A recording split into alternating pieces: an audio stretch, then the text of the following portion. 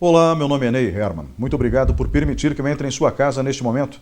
Está começando mais uma edição do programa Opinião aqui na TV Vila Velha, cada vez mais a TV que a nossa gente vê. Hoje nós vamos falar sobre o PROCON. Comigo no estúdio está o coordenador do PROCON de Ponta Grossa, Leonardo Verlang. Obrigado pela sua presença hoje aqui. Eu que agradeço. Nós voltamos em instantes com o programa Opinião. Fique com a gente.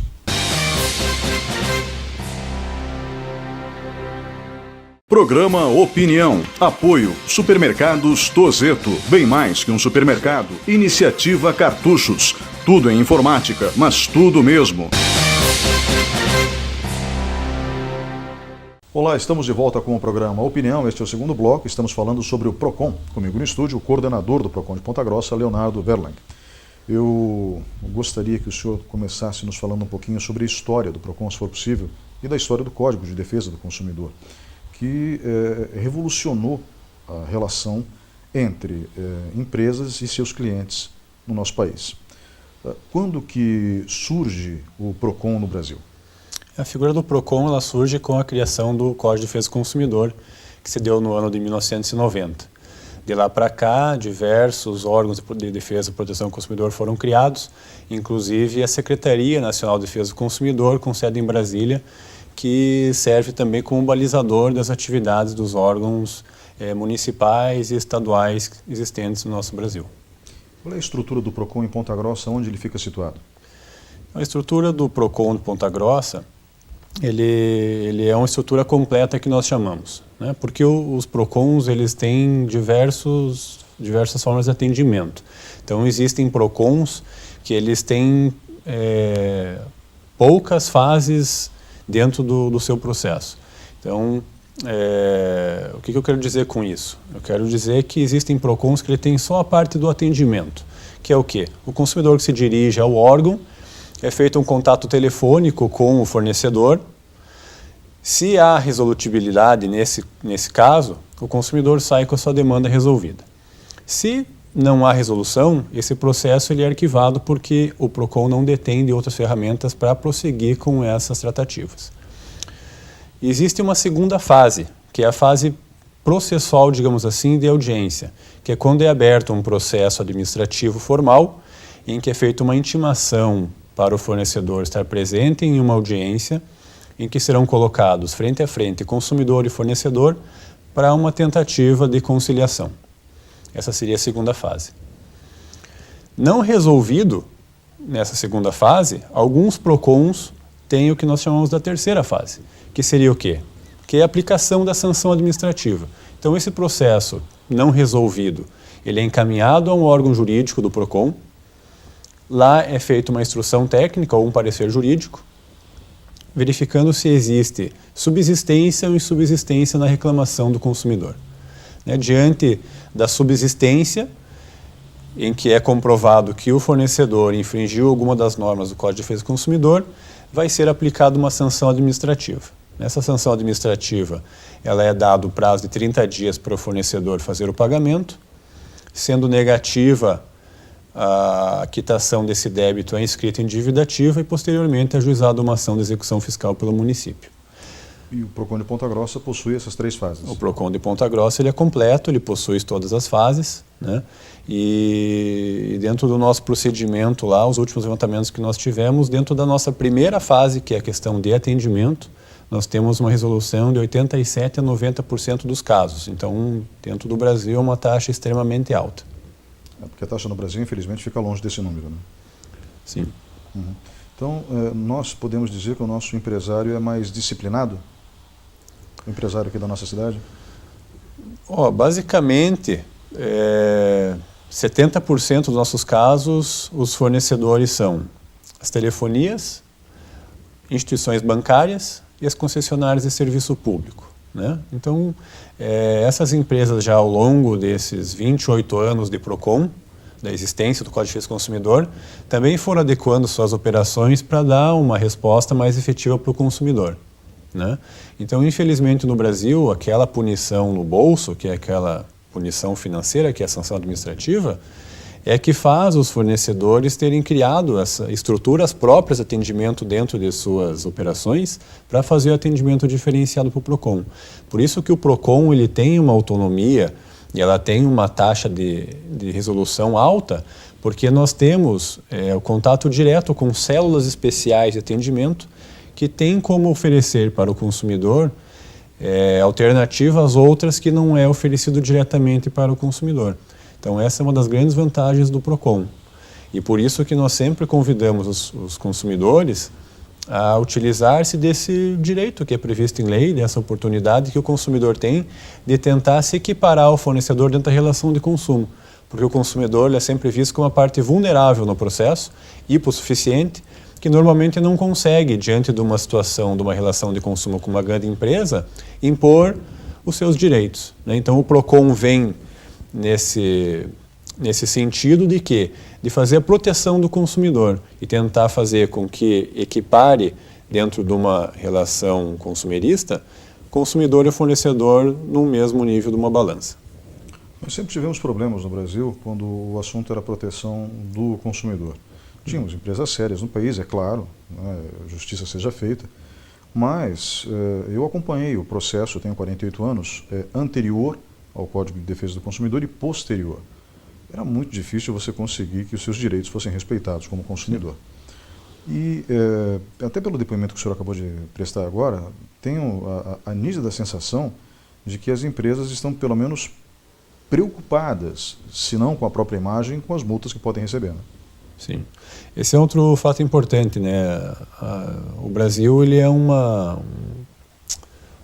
eu vou dizer assim, uma democracia nova, né? Então, enquanto países da Europa, dos Estados Unidos, já têm a democracia consolidada já há centenas de anos, o Brasil ainda é novo, né?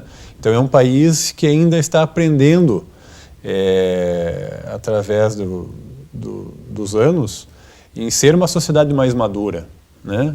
Então a gente consegue verificar isso na prática, que ao longo do tempo as empresas, além da preocupação sancionatória, né, dessa questão da imagem, principalmente hoje quando a gente vive num mundo digital em que as pessoas têm um alcance nas suas palavras muito, muito grande, muito rápido, né? Então a pessoa coloca lá numa mídia social uma interação sobre determinado fornecedor e ela pode rapidamente denegrir ou prejudicar muito a imagem de uma empresa. Então, de fato, as empresas estão tendo uma responsabilidade maior, tanto por política interna, né, do amadurecimento de um país, de uma relação de consumo ou de uma classe de empresários, como também com o receio de ter sido denegrida ou prejudicada ou difamada nas mídias sociais por consumidores insatisfeitos com a prestação de serviço ou com a venda de um produto.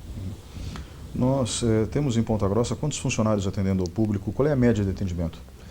Então, nós temos hoje, considerando estagiários e servidores efetivos, nós temos 29 funcionários hoje ou colaboradores que estão atuando no PROCON.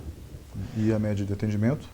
A média de atendimento ela varia, né? Quando está assim perto do início do ano, que tem muitas compras de Natal, etc., assim, que acaba gerando um volume maior, a média de atendimento seriam de 100 atendimentos, né? Agora, como já passou a época de compras, a economia está desaquecida, então estamos tendo em média 65 atendimentos presenciais por dia.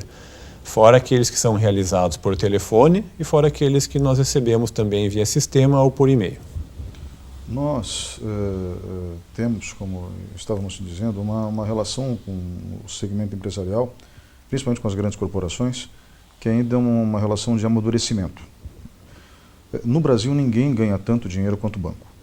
Ninguém. É impressionante como eles conseguem faturar em todas as fases que o país atravessa, mesmo na crise. Aliás, ninguém ganhou tanto dinheiro na crise quanto os bancos. Sim.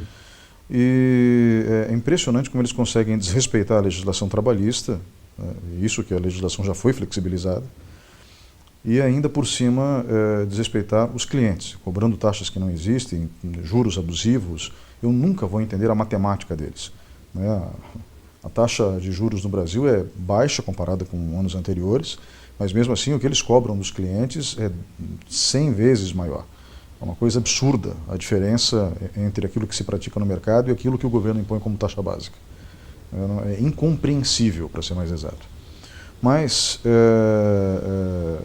isso acaba permitindo que o consumidor descubra seus direitos e vá atrás deles.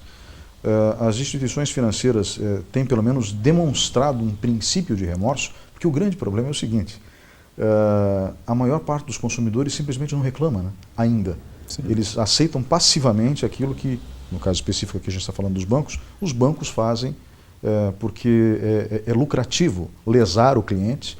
O sistema financeiro faz isso com maestria, lesar o cliente. É lucrativo porque uma pequena parcela vai se queixar perante o PROCON. Infelizmente isso é um fato? Olha, o que nós temos percebido na prática é que os bancos estão direcionando cada vez mais os seus clientes para fora da agência, né? Então, quando a gente se depara, por exemplo, com pessoas que não têm acesso a um celular, que não têm acesso a um smartphone, que não têm acesso à internet através de um computador, que não consegue fazer seus pagamentos através do método eletrônico, ou aqueles que têm dificuldade em operar um caixa eletrônico, são os mais prejudicados, né? Então, o banco cada vez mais ele está fazendo com que o cliente saia do atendimento de guichê, que isso tem um custo muito alto para o banco, porque tem que manter um caixa, tem que manter uma pessoa responsável pela tesouraria, daí você tem que fazer a movimentação financeira, recebimento de valores, manter uma agência com um porte adequado para fazer o atendimento, e está levando esse consumidor para ser atendido em correspondentes bancários, né? Que não tem a mesma segurança de um banco, que normalmente tem limites de operações de crédito, então tem alguns boletos de determinados bancos que não recebem, tem determinados valores que ultrapassam o limite e também não recebe, e quem normalmente está sendo lesado com isso, de fato, é o consumidor, né? Existe legislação específica também para a questão de horário de fila, né? Que o consumidor não pode ficar esperando no banco por mais de 40 minutos em dias de feriados e próximos de dia de pagamento, né? Mas, infelizmente, é corriqueiro o fato dos consumidores esperarem 50 minutos, 1 hora, sem serem atendidos em descumprimento à legislação, né? Então, mais uma vez, o nosso convite é que procure o PROCON do seu município, né? O nosso que fica na rua Baldino Tax, 445, no 2º andar, no antigo Clube Guaíra, muito próximo ali da Avenida Vicente Machado, né? É um local de fácil acesso, que nos procure lá do meio-dia às 6 da tarde, como também pode fazer a reclamação através do telefone, do 151 ou do 0800 645 1250,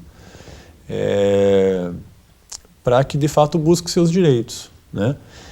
Além da sanção administrativa que o PROCON pode aplicar para a instituição financeira em decorrência do descumprimento de legislações consumeristas, ele ainda pode procurar um advogado de sua confiança ou juizado especial civil e ajuizar, de repente, uma ação contra o banco para que ele seja obrigado a cumprir a legislação ou, em determinados casos até, seja indenizado pelos danos morais que ele acabou sofrendo em descumprimento de uma legislação, né? Então, as instituições financeiras hoje dentro do PROCON é o que a gente chama do 2º maior grupo reclamado, né? Então, é o grupo de fornecedores com maior reclamação dentro do PROCON são as instituições financeiras. Qual é a principal queixa das instituições financeiras? Juros altos, cobranças indevidas? Normalmente é cobrança indevida, né? Então, é aquele valor que cobraram na conta que não havia sido permitido ou que não havia sido informado para o cliente, aquela famosa tarifa de adiantamento de depositante, que o consumidor nunca pediu que o banco pagasse um boleto para ele caso não tivesse saldo em conta, mas daí o banco às vezes prefere extrapolar o valor, concedendo uma benesse, que o banco chama de benesse, para pagar a conta para não ter atraso, mas daí acaba cobrando R$ 49, R$ 50 por uma tarifa de depositante, sendo que se o consumidor tivesse pago a conta com atraso, geraria R$ 2, R$ 3 de juro de multa. Então isso é uma prática abusiva e, como prática abusiva, tem que ser coibida, né? E o PROCON está sempre aberto, sempre disposto a tentar fazer a resolução desses problemas e, caso o banco não resolva os problemas, seja aplicada a sanção, porque a sanção ela tem um caráter pedagógico e punitivo, né? Então, ao mesmo tempo que ela pune, ela também está educando o fornecedor para parar de agir em afronta à legislação do direito do consumidor. Quais são outros erros cometidos pelo sistema financeiro em relação ao consumidor que acabam chegando ao PROCON? Cobranças de taxas, né, cobranças, por exemplo, de manutenção de conta que está inativa, cobranças de compras que não foram realizadas, né, juros abusivos, né, que apesar de os juros brasileiros serem basicamente os maiores do mundo, né, a dificuldade em se reconhecer o juro abusivo, inclusive judicialmente, isso é cada vez mais difícil. Né? Então, os bancos aproveitam essa força que eles têm na relação do consumidor, junto com o Risco Brasil, né? que acaba elevando a taxa de juro, e isso, no final, acaba prejudicando o consumo e, obviamente, o consumidor. Uhum. Essa questão dos juros é uma coisa que me deixa sempre muito, muito confuso, porque, como eu mencionei anteriormente, não existe lógica entre o que se cobra como taxa base do governo e o que eles cobram do consumidor no final da ponta. Não existe a menor relação, não há explicação para isso. E eu estranho muito, tanto o STJ como o STF, estarem dando ganho de causa em alguns processos com alguns valores que são realmente absurdos. É muito estranho, é como se a justiça brasileira tivesse sido cooptada pelo sistema financeiro. Então isso é preocupante. Não estou aqui insinuando casos de corrupção, porque eu não tenho provas em relação a isso. Mas cientes da realidade do povo brasileiro, pelo menos eu acredito que os ministros do STJ e do STF estejam cientes da realidade do povo brasileiro, permitir que esse tipo de cobrança aconteça é no mínimo contraditório com a nossa realidade. Inclusive o STF tinha editado uma súmula, de número 121, que proibia a capitalização de juro composto. O que é o juro composto? O juro composto nada mais é do que a cobrança de juro sobre juro. Então você cobra o juro num mês, no outro mês você cobra juro sobre o principal e sobre o juro. Daí no outro mês você cobra juro sobre o capital do primeiro mês com o juro do primeiro mês, o capital do segundo mês com o juro do segundo mês, o capital do terceiro mês e o juro sobre todo esse bolo de dinheiro. E o que acontece? Ele, em vez de ser um acréscimo linear da dívida, ele é um aumento exponencial. Ele é uma curva exponencial. Então, ela começa pequenininha, de repente, quando você vê, ela é impagável, que é hoje o que acontece no Brasil. Então, as taxas do cartão de crédito são altíssimas, as taxas do cheque especial são altíssimas. O consumidor, que até alguns anos atrás ainda tinha albergado essas demandas pelo Poder Judiciário, que aplicava a súmula 121, que utilizava muitas vezes da jurisprudência pacífica à época de que não poderia se capitalizar juros, para uma situação, que nem o senhor acabou de comentar, de que o STJ e STF, inclusive os tribunais de justiça do Estado, entendendo que se há previsão em contrato, não há ilegalidade. Porque antigamente era muito fácil. Se pegava-se a taxa mensal e multiplicava por 12. Por exemplo, para facilitar a conta. Se o juro fosse 2% ao mês, se você multiplicasse por 12 e desse 24%, ele é um juro linear simples, juro simples, não capitalizado, não juro composto. Então aí não haveria possibilidade de se rever um contrato porque não haveria abusividade. Agora, se você multiplicasse o 2 por 12 e desse 38%, 44%, daí estava caracterizado a cobrança de juro abusivo. Dos últimos anos para cá, está entendido o quê? Que se essa diferença, por exemplo, 2% ao mês e 38% em 12 meses, não é abusivo. Por quê? Porque o consumidor tinha ciência daquele momento da contratação. Será que tinha ciência? Esse é o X da questão. Então, isso é o que o papel diz. Mas se a questão de cálculo de juros já é difícil para quem tem já um curso em administração, em contabilidade, ou para quem já tem uma experiência com cálculos, não tem como se esperar da população média, que é aquela pessoa, o homem médio, digamos assim, a população em geral, tenha ciência disso. Porque ela só procurou o banco para conseguir o empréstimo, o financiamento, porque ela não tinha o dinheiro para comprar à vista.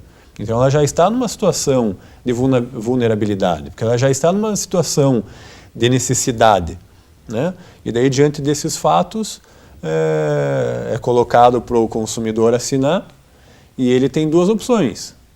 Ou ele assina para ter o dinheiro que ele precisa, ou o financiamento do carro, do imóvel que ele quer, ou o banco não lhe dá esse crédito. Então o consumidor, ele não tem possibilidade de discussão das cláusulas do contrato. Esse contrato é amplamente conhecido como contrato de adesão, né? Que muitas vezes o judiciário tem declarado nulas as cláusulas por serem abusivas, né? Em sendo declaradas nulas as cláusulas, pode ser sim que haja algum tipo de discussão com relação a juro, né? O que eu tenho visto que os tribunais têm aplicado judicialmente é com relação à taxa média de juro, né? Então o Banco Central do Brasil ele ele faz um levantamento das taxas praticadas pelas diversas instituições financeiras do Brasil. Ele estabelece um valor médio. Então, se o teu banco está te cobrando um juro que é superior ao valor médio, pode ser que o judiciário entenda como juro abusivo. Se ele está aplicando o juro médio aplicado no Brasil para aquele tipo de operação, para aquele determinado período, ou o juro seja inferior à taxa média de mercado, dificilmente será reconhecido como abusivo o juro cobrado pelos bancos. Então essa é a situação. É preciso tomar muita atenção na hora de se fechar um contrato com uma instituição financeira. A orientação do PROCON é que o cuidado tem que ser tomado para todo e qualquer tipo de contratação, seja financeira, seja de um prestador de serviço, seja de um contrato de compra e venda. Por quê? Porque a partir do momento que o consumidor recebeu o documento e assinou o documento, em tese, ele está ciente e está de acordo com os termos do contrato. Então, a nossa orientação como PROCON é sempre leia o contrato. E se não tiver dúvida, se tiver dúvida, que procure um contador, que procure um advogado, que procure alguém que tenha possibilidade de esclarecer os termos constantes do contrato. Inclusive, o PROCON é um órgão orientativo, tanto para o consumidor quanto para o fornecedor. Então, havendo dúvida para o consumidor, ou de repente até para o fornecedor, de cláusulas contratuais ou de termos contratuais, que procure o órgão de proteção ao crédito, a proteção ao consumidor, que nós daremos as melhores sugestões para que ele não caia, de fato, numa emboscada ou numa situação em que ele não consiga se desvencilhar depois. Só repetindo os telefones de contato do PROCON? É o 151, ou através do 0800 645 1250. E nós temos também o 3901 1516 ou 3901 1880, que são os telefones que vão cair lá no PROCON e será bem atendido com certeza. Vamos agora para um breve intervalo e voltamos em instantes.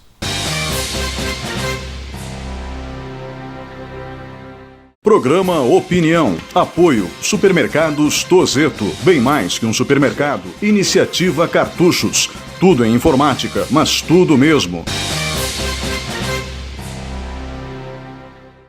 Olá, estamos de volta com o terceiro bloco do programa Opinião. O tema de hoje, o PROCON. Comigo no estúdio está Leonardo Verlang, que é coordenador do PROCON de Ponta Grossa. Nós falávamos sobre as instituições financeiras no bloco anterior, e essas instituições, elas têm alguns vícios de comportamento, vamos colocar dessa forma gentil, né? E conversávamos no intervalo e o senhor falava que existe uma orientação, que é uma súmula do STF, que protege realmente o cidadão brasileiro, mas existe um entendimento criado sob a argumentação de que o consumidor estava ciente do que estava assinando. Nós temos um volume de analfabetos funcionais no Brasil que é imenso. E ninguém gosta de assumir as suas limitações em determinados momentos. Isso é um fato, principalmente diante de estranhos. Quando você assina um contrato, você assina ciente de que é algo padrão, que é algo que não vai te complicar no futuro. Mas, infelizmente, não é isso que ocorre. E o senhor mencionava que os bancos, através dos seus departamentos jurídicos, têm os pareceres de ex-ministros do STJ, do STF, professores universitários, autores da área do direito, que, obviamente, foram contratados pelo sistema bancário para emitir pareceres favoráveis ao sistema bancário. E isso apenas demonstra algo que é comum dentro do direito. Tem um grande jurista brasileiro, eu não vou dar o nome para que nenhum admirador dele fique chateado, mas um grande jurista brasileiro na área tributária, que ele dava pareceres conforme a encomenda do cliente. Levando em consideração as falhas dos nossos legisladores, não era muito difícil você ter mais de uma interpretação de um mesmo texto legal. Pois bem, apesar dessa argumentação em relação às instituições financeiras, de que o cliente estava ciente do que estava assinando, não é verdade, na maioria dos casos. Existe sempre a possibilidade de se encontrar um juiz com um bom senso que ainda use a súmula orientativa do STF, correto? Sim, correto. Então vale a pena contestar a decisão de tribunais, ou pelo menos vale a pena contestar a cobrança indevida do banco? Por parte do PROCON, né, nós tentamos sempre fazer uma tentativa de conciliação entre o consumidor e a instituição financeira. Agora, com relação às ações judiciais, aí a orientação do PROCON é que procure o seu advogado de confiança para que ele possa orientar melhor sobre qual caminho tomar dentro de uma situação desta. Em relação às empresas telefônicas, elas são as campeãs, correto? São as campeãs. Pois é, as campeãs de reclamação. Nós tínhamos no Brasil a telefonia estatal, até bem pouco tempo atrás, do ponto de vista histórico. E o governo federal, os governos estaduais, não tinham a mínima condição de competir com a iniciativa privada nisso. Fizeram certo, privatizaram. Só que eu me lembro do atendimento que eu tinha, humano inclusive, por parte da Telepar, a falecida Telepar. E era um atendimento muito bom. Era ridículo eu ser cotista, sócio da Telepar. Era ridículo. Ridículo. Uma linha telefônica custava uma fortuna. Mas, enfim, fato é que, sendo ridículo ou não, eu tinha um bom atendimento por parte dos funcionários. E isso, obviamente, não existe hoje. Hoje, para eu conseguir falar com um ser humano, né, ou seja, ultrapassar o atendimento eletrônico, já é um desafio e tanto. E a impressão que se tem como consumidor é que as coisas são constituídas justamente por isso, para dificultar a vida do consumidor na relação com as empresas de telefonia. De novo vem aquela lógica por parte da empresa, da grande corporação, porque são grandes corporações. Tudo bem eu prejudicar milhares, se não milhões, porque uma pequena parcela vai reclamar. Infelizmente, será que as grandes corporações têm essa visão em relação aos seus clientes?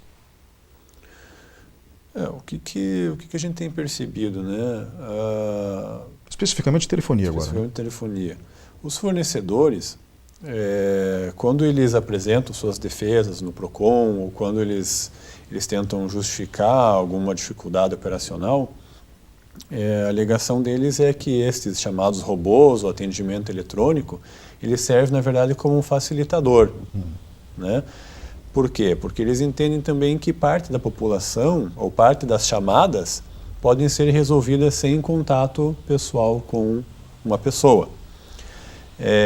Mas já existe, inclusive, legislação que obriga as telefonias de ter um numeral dentro dessa UPA, que eles chamam, né, que é o atendimento eletrônico, que seja direcionado direto a um atendente, né, que não fique aperte 2, aperte 3, aperte 5, agora volte no 1, e a pessoa às vezes perde 15, 20, 30 minutos para a ligação simplesmente terminar como ocupado porque você não seguiu o caminho que deveria, até porque você não tem obrigação de saber o caminho, ela é difícil, muitas vezes a opção que você entendia ser a mais adequada, quando ele te dá um novo hall de opções, a tua opção não está ali, você acaba perdendo tempo, né? E um agravante que eles têm passado assim, bastante é que o número de consumidores explodiu nos últimos anos de telefonia. Né? É claro que não justifica a má prestação de serviço, mas é a forma que os fornecedores aí estão tentando demonstrar a boa-fé de tentar resolver o maior número de problemas facilitando através desse atendimento eletrônico e aplicativos no celular, ou acesso através da internet também, para que geram novas opções de atendimento para o consumidor, tirando ele também daquele atendimento presencial, que da mesma forma que nós conversamos do banco, dos guichês do caixa, que tem alto custo financeiro, de logística, de pessoal, né, eles acabam direcionando para o atendimento eletrônico porque tira a necessidade de você manter grandes equipes vinculadas a esses fornecedores. Em relação ao processo de telefonia, qual é a queixa mais comum? Cobrança indevida também. Cobrança indevida também. Né? Então, por exemplo, cobrou por um serviço que não teve, foi cobrado, por exemplo, um pacote que foi incluído e que não foi solicitado, né? Ou o serviço de internet, por exemplo, que eles divulgam que é lá 10 mega, mas só chega a 3 ou 4. Né? Daí as empresas de telefonia dizem o quê? Dizem que a Anatel permite que uma porcentagem durante tanto tempo do dia possa ser inferior à oferta. Né? De fato, a Anatel prescreve isso através de uma de suas resoluções. Né? Mas o PROCON entende o quê? Que a oferta do fornecedor ela é vinculativa. Então, se ele fez a oferta dizendo eu vou te fornecer 10 mega, tem que oferecer os 10 mega. Né? Porque se ele não está ofertando aquilo que ele apresentou para o consumidor, ele também está infringindo o Código de Defesa do Consumidor. Né? E nós voltamos de novo naquela situação da maturidade das relações interpessoais de consumo no Brasil, das relações empresariais, né, de empresa-consumidor. Então, quando eu tiver mais respeito do consumidor com o fornecedor, e da mesma forma do fornecedor com o consumidor, é uma relação de ganha-ganha, onde todo mundo ganha. Né? Mas hoje, você oferta e vende e cobra por isso, vamos dizer, os 10 mega de internet.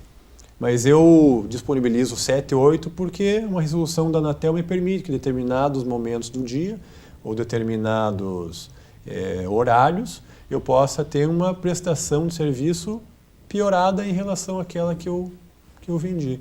Né? Coloca isso o consumidor numa situação manifestamente excessiva, né, em seu detrimento, em favor do fornecedor, com certeza, porque você está pagando por algo que você não recebe.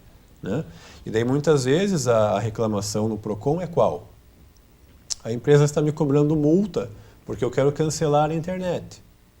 Porque tinha 12 meses de fidelidade, que foi feito um preço especial para o consumidor ficar na base da empresa de telefonia por determinado tempo. Só que o consumidor só solicitou o cancelamento por quê? Porque a internet que era para ser 10 chega a 4. Então, a necessidade do fornecedor não foi atendida. Então, aquela ânsia, aquilo que levou à contratação, ela deixou de existir. E os fornecedores, muitas vezes, eles têm tentado manter a aplicação da multa, né, que é descabida. Né? A partir do momento que uma parte da relação ela não cumpre com a sua obrigação, ela não pode exigir o cumprimento da obrigação da outra parte. Né? Isso está explícito no Código Civil, tanto no de 2002 quanto no antigo Código Civil. Então é uma situação assim que, ao meu ver, deveria ser automática. Né? Então, se eu não consigo fornecer aquilo que eu ofertei ou aquilo que eu vendi, agora eu não posso me utilizar da minha posição do mais forte, do fornecedor, para fazer a aplicação de uma multa ou manter um consumidor na minha base por 12 meses por uma falha que é minha. Né? Então, quando o fornecedor age, por exemplo, para fazer cobrança quando o consumidor está inadimplente, ou quando exige que determinadas aplicações não podem ser realizadas pelo consumidor por proibição contratual, o consumidor também tem que exigir os seus direitos. Né? Porque é aquilo que o senhor falou, muitos dos consumidores reclamam para a empresa de telefonia dizendo, olha, eu não concordo com a aplicação da multa porque a má prestação de serviço não foi da minha parte.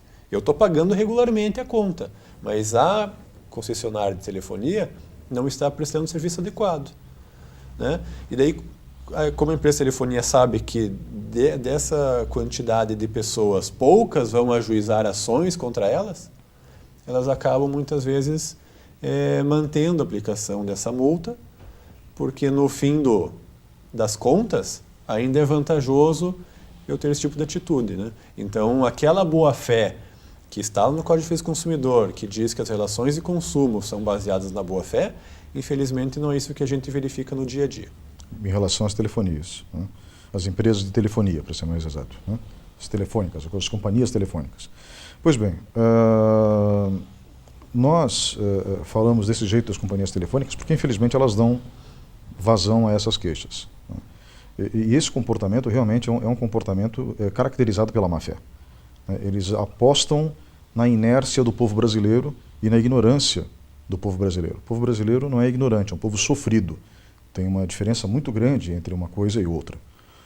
E às vezes esse povo sofrido fica cansado de lutar pelos seus direitos. Tem algumas coisas nas empresas de telefonia que eu acho fantásticas, sabe? E aqui eu estou sendo irônico, é óbvio, né? Me lembro que há muito tempo atrás uma empresa de telefonia fixa ligou para minha casa, era quem me prestava o serviço na ocasião, e uma moça, daí sim você tem um atendimento humano na hora de vender os serviços, né? Ligou: "Seu Ney, tudo bem?" Eu falei: "Tudo bem, obrigado." E ela desligou. Eu achei aquilo estranhíssimo, né? Fiquei tranquilo. 30 dias depois, a cobrança por um pacote de serviços inteligentes. Não, consta aqui que na data tal, eu me lembrava ocasionalmente do dia, porque tinha acontecido uma celebração na minha casa. Na data tal, a atendente tal ligou para o senhor e o senhor disse que tudo bem, o senhor concordava com a cobrança. Não, ela perguntou se estava tudo bem comigo.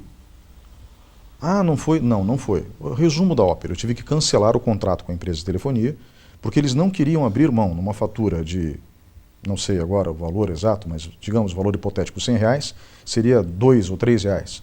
Então, a companhia telefônica não quis abrir mão de um serviço que ela não me vendeu, ela me impôs, através de uma tática suja, porque não há como caracterizar de outra forma. Não quis abrir mão daquilo, a cobrança era recorrente, eu reclamava, eles descontavam, depois eles reaplicavam, né? Eu tive que quebrar o contrato para me livrar da cobrança que equivalia a 2% do contrato. Ridículo. Mas é como se o sistema fosse programado para aquilo. O senhor acredita que, infelizmente, é preciso que as empresas de telefonia no Brasil aprendam, se for o caso, da pior forma, ou seja, com um rompimento entre ela e o consumidor? O senhor recomenda o consumidor a quebrar o vínculo de atendimento, o vínculo comercial com quem não o respeita? É uma situação bem delicada, né? Porque a relação fornecedor e consumidor, ela tem que existir, porque um depende do outro, né? Mas, com certeza, aquelas empresas que elas descumprem direitos do consumidor, a melhor forma de elas sentirem isso, infelizmente, é perdendo clientes, né? Então, a partir do momento que os consumidores estão insatisfeitos com a prestação do serviço, de fato, a migração para o seu concorrente é a maior perda de uma empresa, né? Então, isso de novo vem naquela questão da maturidade, né? Que vem na questão do amadurecimento das relações, de entender que cada consumidor ele é único e, como tal, ele tem que ser atendido da melhor forma possível, né? Porque o fracasso de uma empresa é perder clientes.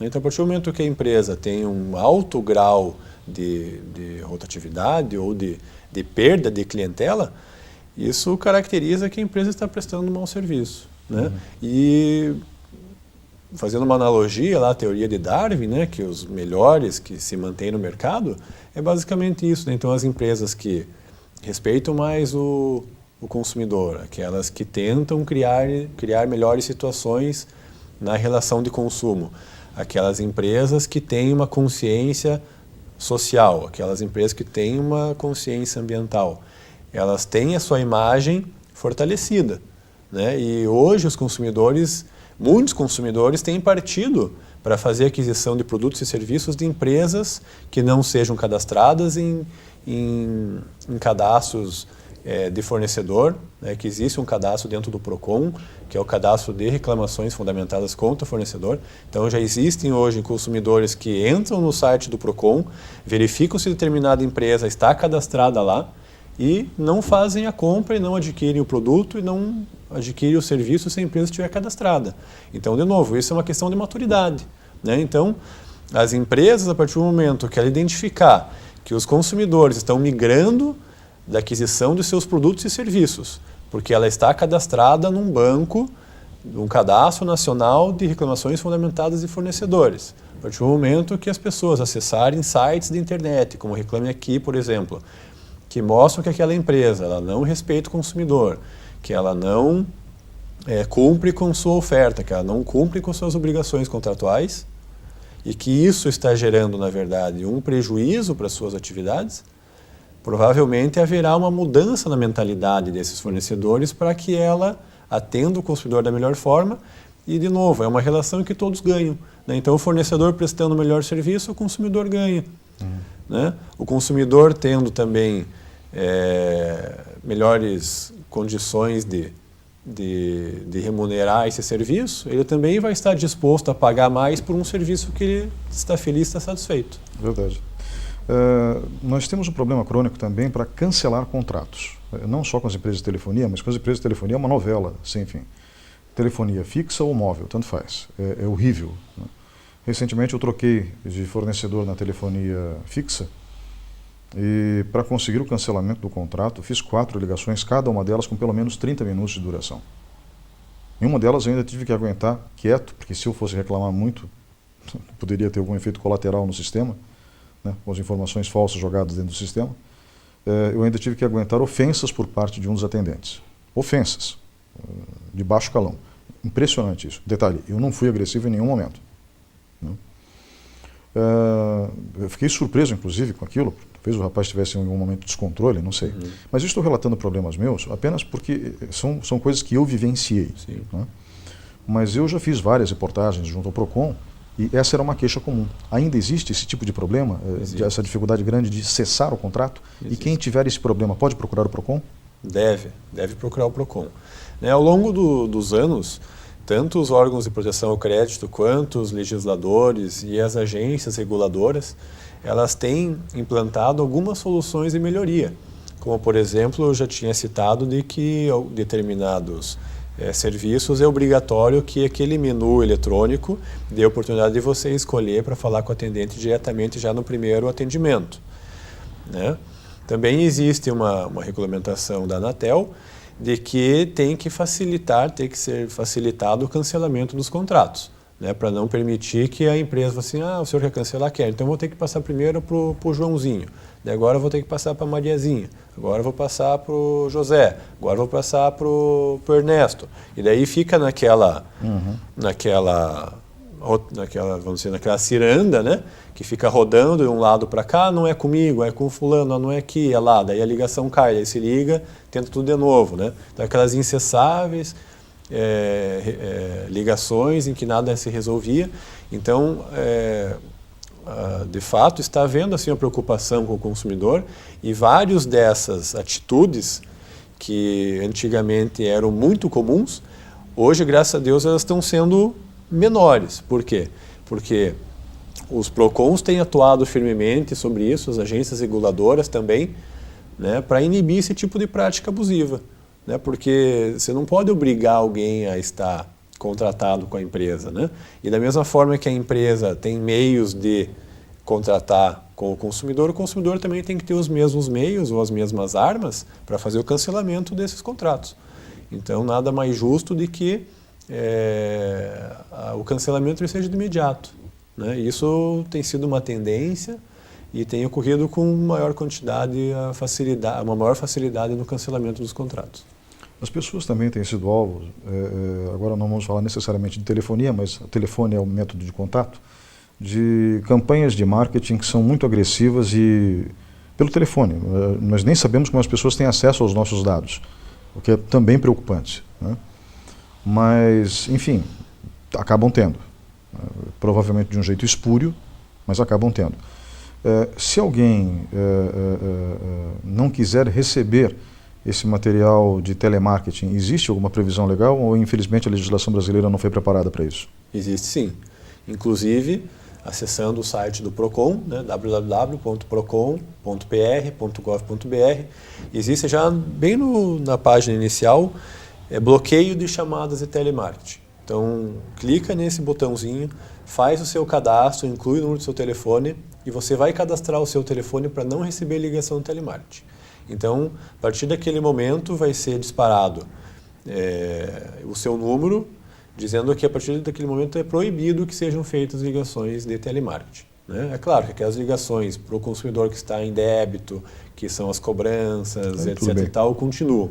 Mas essas que são para ofertar produtos e serviços, até muitas vezes de forma agressiva, fica terminantemente proibido. E caso haja descumprimento desse cadastro por parte de algum fornecedor, que procure os órgãos de proteção ao crédito e que procure também a justiça para que ela também possa tomar as providências ou determinar as medidas cabíveis judiciais para punir e evitar a ocorrência de novos fatos. Eu já ouvi relatos de pessoas recebendo ligações dessa natureza às 11 horas da noite, durante a semana, ou então às 7 horas da manhã de domingo. Eu nem sabia que esse povo trabalhava no domingo, né? O Código de Defesa do Consumidor, inclusive, ele determina que nós consumidores, não podemos receber ligações no nosso horário de descanso e de lazer, né? Então, é claro que cada pessoa tem um horário de trabalho diferenciado, né? Aquelas pessoas, por exemplo, que são enfermeiros ou médicos que trabalham no turno da noite. Então, fica difícil para as empresas saberem qual é o horário de descanso e qual é o horário de lazer de cada consumidor. Mas a regra, ou comum, é o quê? Que das 8 às 6, das 8 às 7 da noite, das 8 da manhã às 7 da noite, é o horário aí ativo do dia de um trabalhador, né? Então, esse é o horário que é permitido que as empresas entrem em contato com os consumidores. Fora isso, ela está infringindo um artigo do Código de Defesa do Consumidor e pode ser punível e deve ser punida caso haja esse descumprimento, né? Porque receber ligações sábado, domingo, quando está com sua família, está às vezes na igreja, está em um momento de descanso, não, além de ser, na minha ótica, imoral, né? É também ilegal porque está infringindo o Código de Defesa do Consumidor. Muito obrigado pela participação nesse bloco. Vamos agora para um breve intervalo e voltamos em instantes.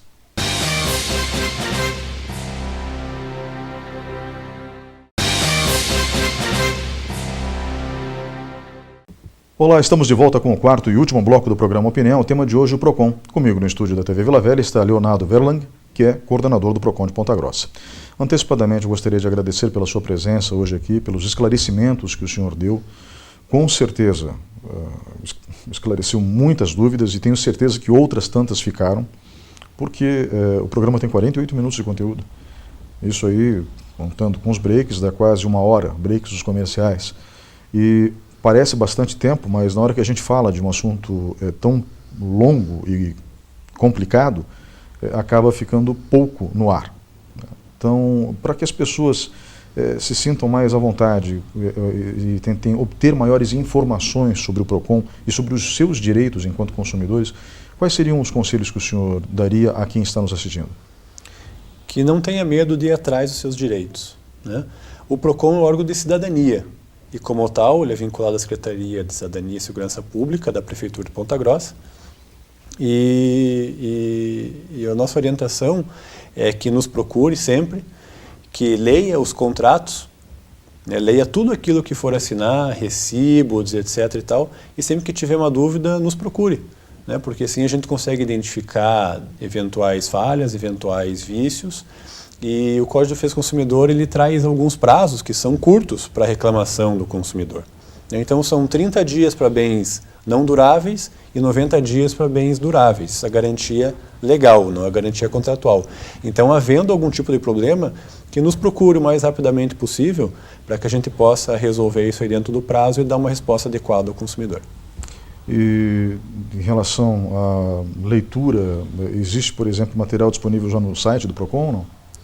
Existem algumas cartilhas no site do PROCON, né? O Código de Defesa do Consumidor é sempre uma ótima leitura, apesar de muitas pessoas terem dificuldade com a legislação, mas muitos dos incisos e artigos que estão lá são fáceis de entendimento, né? E o PROCON, de novo, está aberto, nós temos uma estrutura jurídica lá de atendimento também, então sempre que houver dúvida, nos procure que nós teremos o maior prazer em recebê-los. Se for necessário a realização de alguma palestra em alguma instituição, entidade, organização, o PROCON iria através do senhor ou de outra pessoa? Sim, né, se escolas estiverem interessadas em fazer algum tipo de campanha para as crianças, porque nada melhor do que as crianças para internar isso dentro de si e que ela passe a aplicar desde cedo já aquilo que a gente espera de um Brasil melhor, do futuro melhor, em que todo mundo saiba quais são os seus deveres e quais são os seus direitos. Senhor Leonardo Verlang, obrigado novamente pela sua presença hoje aqui. Eu que agradeço. E muito obrigado a você que estava nos acompanhando até agora. O programa Opinião encerra neste momento. Quero agradecer a sua audiência e lembre-se, se você tiver alguma dúvida em relação a direitos do consumidor, vá até o PROCON de Ponta Grossa, que fica aqui na rua Balduino Táxi, número 445, no segundo andar, no antigo Clube Guaíra. Vale a pena, você vai ser bem atendido e vai esclarecer todas as suas dúvidas. Entenda, você tem direitos e os seus direitos devem ser respeitados. Um grande abraço e até o próximo fim de semana.